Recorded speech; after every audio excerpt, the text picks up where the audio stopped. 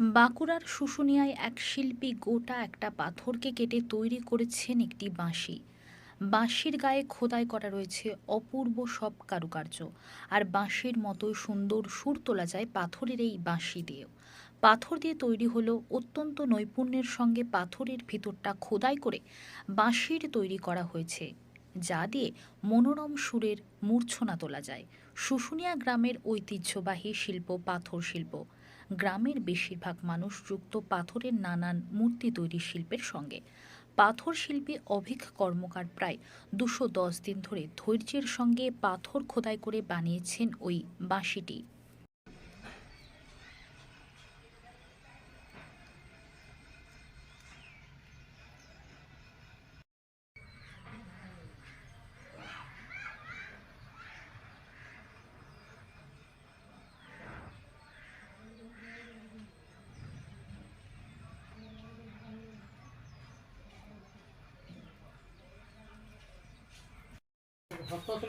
হস্তশিল্প প্রতিযোগী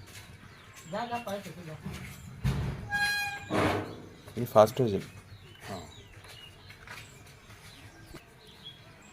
ওদের সাথে ইয়ে করো না।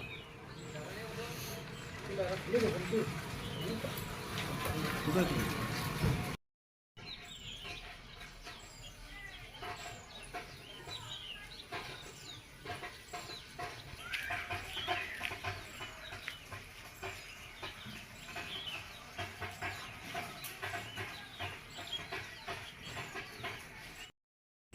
এই বাসিটি কতদিন ধরে নির্মাণ করেছেন আপনি? এই বাঁশিটা তৈরি করতে নির্দিষ্ট এরকম কোনো সময় নেই। এখন যদি আমি কাজ করবো বলে এটা তো কাজ করা যায়। তো মোটামুটি ধরুন এখন ৬ মাস থেকে ৮ মাস সামথিং এরকম কিছু সময় লাগে। কি পাথরের উপর তৈরি করা হয়েছে? এটা আমরা উড়িষ্যা থেকে একটা পাথর আনি, যেটা খুব পালিশ হয়। মানে এমনি সাধারণত আমাদের এখানে যারা কাজ করে সবাই এটাকে উড়িষ্যা পাথর বলেই চিনে। তো সেই উড়িষ্যা পাথরই তৈরি করা হয়। আচ্ছা, আপনারা তো মূলত বিভিন্ন ঠাকুরের মূর্তি বানান, তো এই ধরনের কাজ আপনি বানালেন কেন? বানানো হয়েছে এটা একটু আলাদা টাইপের কিছু করা হয়েছে, যাতে একটু ইউনিক টাইপের কিছু হোক। মূর্তি তো সবাই তৈরি করছে। আচ্ছা, আমি দেখলাম যদি এটাতে সুর আসে তাহলে তো আরও এটা মানে অন্যরকম টাইপের একটা নতুন কিছু হয়ে যায়। আচ্ছা। সেইটার উপরেও ওইটা একটা টার্গেট নেওয়া ছিল, প্লাস যাতে এর উপরে কারুকার্য কিছু করা হয় সেটাও একটা টার্গেট নেওয়া ছিল। কিসের কাজ রয়েছে মূলত এটা? এটা কৃষ্ণর মানে মেন যে পার্টগুলো আছে, যে কৃষ্ণ কারাগারে বন্দি আছে, লাড্ডু খাচ্ছে, কিছু কিছু জিনিসগুলোকে টার্গেট করে করা হয়েছে। আচ্ছা, আর কোনো বিশেষ কিছু রয়েছে? এরকম আর নকশা কিছু কাজ আছে। আচ্ছা, মানে কৃষ্ণের উপরেই মূলত? না, বাঁশিটা তো ওর এই জিনিস ওই হিসাবেই করা হয়েছে, কৃষ্ণের জিনিস হিসাবেই করা হয়েছে। আচ্ছা, মূলত কাজ শেখা কার কাছে? বাবার কাছে শিখেছি, মানে কর্মকার। আচ্ছা, মানে কতদিন ধরে কাজ শিখেছেন ওনার কাছ থেকে? ৮ বছর। আচ্ছা, মানে ছোটোর থেকে কি এই কাজে? ছোটো থেকে দেখে আসছি, মানে হাত দিয়েছি, ৮ বছর হাত দিয়েছি। আচ্ছা, কোনো কি চিন্তা ভাবনা ছিল যে এই ধরনের বাঁশি বানাবো আর কি? না, এরকম কোনো টার্গেট থাকেনি যে এরকম করব। একটা বাঁশি কিনা হয়েছিল, বাচ্চা ছেলে বাজাচ্ছিল, যদি ওটা দেখি পরে মনে হলো এরকম যে পাথরে করা হয় তাহলে বাজবে কি, তো ওটা ট্রাই করা হয়েছিল। তো একটু একটু আসছে, তারপরে ওইটা আরও ভালো করে করার পরে যখন দেখছি হ্যাঁ এটা হচ্ছে, তারপরে বডিতে কাজটা করা হয়েছে। আচ্ছা, এটা জটিল কাজ এই পাথরের উপরে বাঁশির যে তৈরি করার যে প্রক্রিয়াটা, কতটা কঠিন মনে হয়েছিল প্রথমে? এটা কঠিন তো অবশ্যই, কারণ এটা মাপের ব্যাপার আছে, কাটিং পদ্ধতি আছে।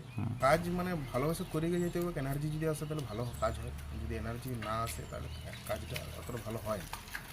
আচ্ছা, এই বাসে কি সুর হচ্ছে বাসে? সুর আসছে, আমরা ঠিক বাজাতে পারছি না, কয়েকটা রেট আসছে, আমরা হয়তো যেটা এরকম দেখছি ইউজ করে যে হ্যাঁ এটা আসছে, কিন্তু যারা অ্যাকচুয়ালি বাসে বাজায় তারা বাজালে আমার যতটা মনে হচ্ছে পুরো সুরেই বাজে। আচ্ছা, এটা কি পরবর্তীতে কোনো বিক্রি করার চিন্তা ভাবনা রয়েছে? দেখুন, যদি কারো নেওয়ার ইচ্ছা থাকে তো দিয়ে দিতেও পারি, কোনো অসুবিধা নেই। আচ্ছা, আর একটা বানিয়ে তৈরি করবো। আচ্ছা। আর মূলত কি এটা কি মানে বিক্রি করার জন্যই বানিয়েছেন, না ইচ্ছে হয়েছে না, সেজন্য এটা বানিয়েছেন? তৈরি করা হয়েছে যে পাথরের, তো এটা করি। তো এটাতে ইচ্ছে হয়েছিল প্রথমেই যে করেছেন? বিক্রি করবো বা ইয়ে করবো টার্গেট থাকে না। আচ্ছা, তারপর যখন দেখছি হয়েছে, ওটা তৈরি করার পদ্ধতিটা আমার জানা হয়ে গেছে, কীভাবে করবো, তাহলে আর অসুবিধা কী আছে। কীরকম কি দাম রেখেছেন আপাতত? এটার দাম এখন ৯০,০০০ টাকা টার্গেট রেখেছি। একটা পুরস্কারও পান না। কোথায় প্রতিযোগিতা হয়েছিল? এটা প্রথমে হয়েছিল বাঁকুড়াতে, যেটা আমাদের জেলা কম্পিটিশন যেটা হয় হস্তশিল্প, ওখানে জমা দেওয়া হয়েছিল, ওইখানে প্রথম পুরস্কার পেয়েছিল। তারপরে ওটা আবার রাজ্যে যায়, রাজ্যেও প্রথম পুরস্কার পেয়েছিল। কি নাম আপনার? অভিক কর্মকার, শুশুনিয়া। সুশীল।